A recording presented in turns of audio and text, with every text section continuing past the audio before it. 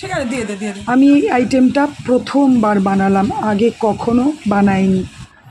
এদিকে মায়ের পায়েসের জোগাড় দেখো কি কি।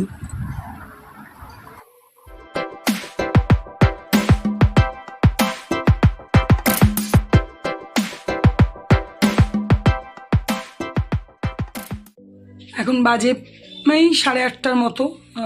গোপালকে একটু পরিষ্কার টরিষ্কার একবারে পুরোপুরি করে দিলাম, মানে চান টান না, একবারে পরিষ্কার করিয়ে দিলাম। আর নম নম করে আমি ঘরের পুজোটাও সেরে নিলাম, কারণ যাব মায়ের ওখানে যাব। আর এদিকে চাও বসিয়ে নিয়েছি, মানে হয়ে গেছে চা। আমার একটা রুটি, দেখো কালকে রাতের একটা রুটি আছে, আর এই যে চা দিয়ে রুটি দিয়ে এখন খাবো। এই দেখো এখানে 3টে পরোটা করে নেবো তোমাদের দাদার মতো। এটা একটা এক্সট্রা লই হয়ে গেছিলো, মানে 3টের মতো আজকে আর মাপতে পারিনি। আর কালকেরই কুমড়ো আলুর তরকারিটা ফ্রিজে আছে, ওটা গরম করে দেবো, এটা টিফিন খাবে।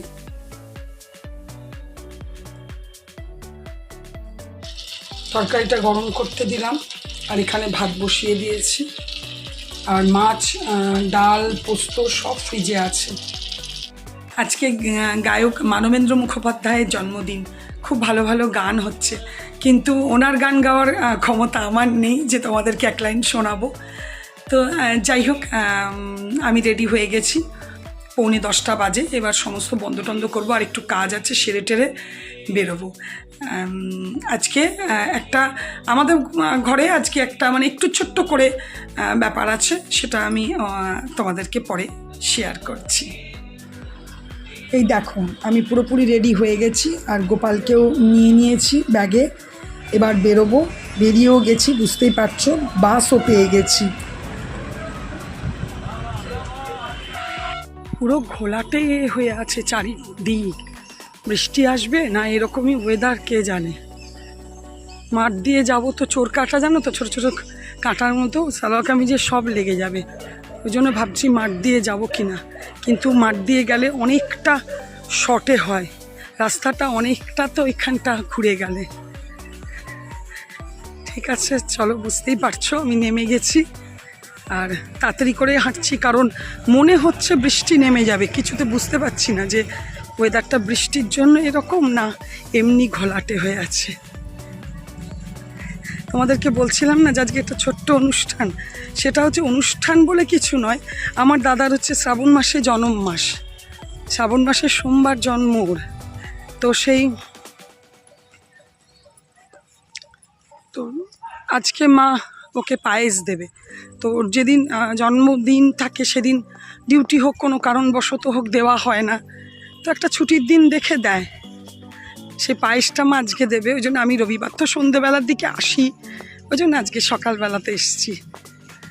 বৌদি পুজোও দিতে যাবে, আর মা পায়েস দেবে, সেই জন্য বললাম ছোট্ট করে একটা অনুষ্ঠান মানে এটাই, এগুলোই নিয়েই তো আমরা বাঁচি না, এইসব ছোটো ছোটো দিন আনন্দ নিয়েই বাঁচি। কালকে মনে হচ্ছিল না যে যাবো রবিবার দিন এটা আছে, এমনিতে রবিবার আমি আসি, তাও দেখবে একটা ছোট্ট কোনো কিছু প্রোগ্রাম থাকলে মনে হয় ওই একটা কারণ হয়ে যায়, না হলে এমনি আসি যাই সেটা আলাদা ব্যাপার।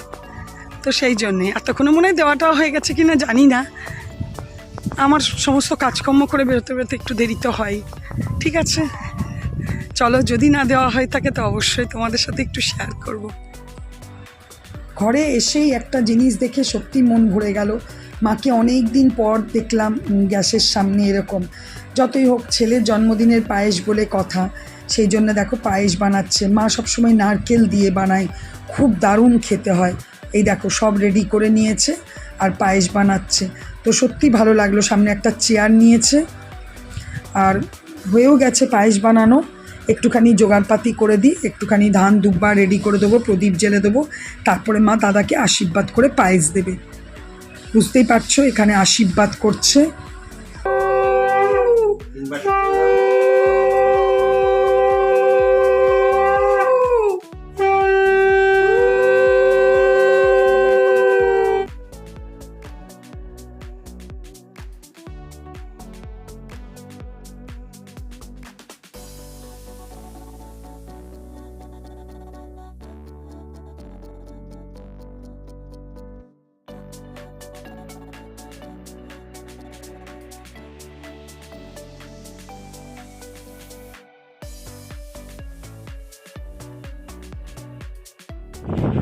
আর দেখো এখানে টিফিন বানিয়েছে বৌদি, লুচি আর আলুর তরকারি।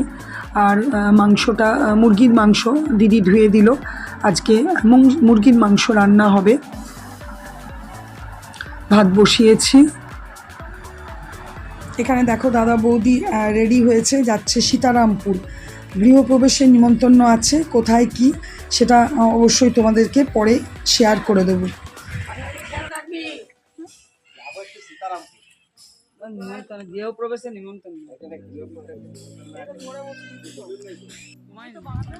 এখানেই দেখো বৌদি দাদা আসতে গেল, আর আমি এবার যাব রান্নাঘরে। মা ইউটিউবে দেখেছে লাউ পাতার ভর্তা, সেটাই বানাবো। রসুন দিয়েছি, কাঁচা লঙ্কা দিয়েছি, আর লাউ পাতার কচি কচি ডাঁটাগুলো আর পাতা।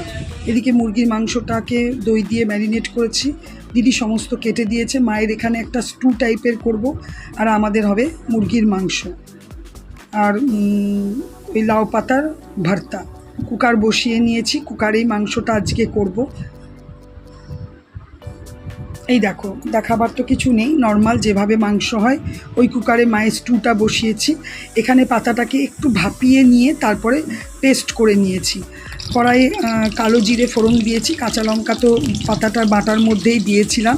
তারপর নর্মাল যেভাবে ভর্তা হয় একটু হলুদ দিয়েছি, আমি সব কিছুতে হলুদ দিই। ব্যাস, তেলটা তো দেখেইছো, যতক্ষণ তেলটা ছাড়বে যেভাবে হয় সেভাবেই করেছি, কিন্তু আমি কখনো লাউ পাতার করিনি। এবার যতক্ষণ না কড়াই থেকে ছেড়ে আসছে একটু নুন দিয়েছি, একটু চিনিও দিয়েছি। এই দেখো, এটা আমার খুব সুন্দর রেডি হয়ে গেছে। টেস্ট করেও দেখলাম, হালকা ঝালও হয়েছে। মিষ্টি তো অল্প করেই দিয়েছি, কেন মা অতটা মিষ্টি খায় না। আমার রেডি হয়ে গেছে। রান্না কমপ্লিট হলো, ফ্রেশ হলাম, খাওয়া দাওয়াও হয়ে গেল। খুব ভালো হয়েছিল। আমি প্রথম আজকে করলাম লাউয়ের ওই পাতা বাটাটা। তো সত্যি আগে কখনো আমি ওটা করিনি। অনেক রকম পাতা বাটা করেছি, খেয়েছি, লাউটা করিনি। মা বললো, মায়েরও খাবার ইচ্ছা ছিল, মায়েরও খুব ভালো লেগেছে, ভালো হয়েছিল। আর মুরগির মাংস করেছিলাম জানোই। আর বৌদির ফ্রিজে টুকটাক জিনিস ছিল, খাওয়া দাওয়া বেশ ভালোই হলো। আমি ভাবলাম যে যাই বাইরে বসি, চুলটা আঁচড়াবো আর তোমাদের সাথে একটু কথা বলি। যেটা বলবার ছিল, তখন বৌদিরা গেল সীতারামপুর। কেন গেল তার কারণ হচ্ছে, যেটা বলছিলাম, আমার বাবার মামাতো বোন থাকতো চিত্তরঞ্জনে, ও সীতারামপুরে বাড়ি বানিয়েছে। সীতারামপুরে বাবার মামা মামি দুজনেই থাকতো, মানে আমাদের ঠাকুমা আর দাদু। তো দাদু মারা গেছে, দিদা আছে, আর মামনি হচ্ছে এখানে। মামনিও এখন একা, মানে বাবার মামাতো বোন, ও একা। ও কী করেছে, দাদুর বাড়ির উপরেই নিজে দোতলাটা বানিয়ে থাকলো, কেন ওর একটা মেয়ের আবার বিয়ে হয়ে গেছে। তো উপরটা বানিয়েছে, সেটারই গৃহপ্রবেশটা করে রাখলো। এখনও পুরো কমপ্লিট হয়নি, সেই গৃহপ্রবেশে ওরা খেতে গেছে। ওই জন্যেই ওরা সীতারামপুর গেছিল। ঠিক আছে, চলো একটুখানি শোবো, আমার ভিডিওটাও ছাড়বো, তারপর একটু শোবো, বন্ধুদের ভিডিও দেখবো।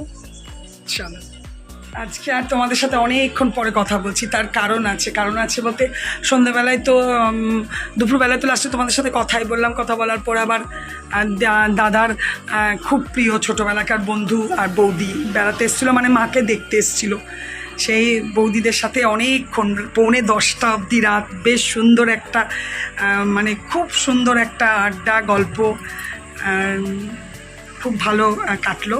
তারপরে ব্যাস, এখন এই মাত্র ওরা চলে গেল বৌদিরা। তো ভাবলাম তোমাদের সাথে আজকে আর কথাই বলা হয়নি।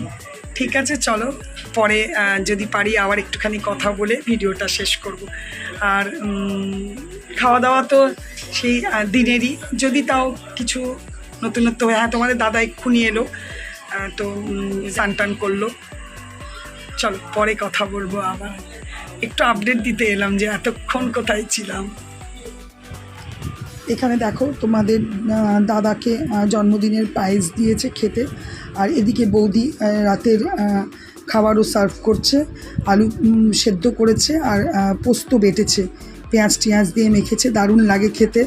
আর দিনের তো মাংস ছিলই, দাদা খেলো মাংস রুটি, তোমাদের দাদা, আমরা সবাই ভাত খেলাম।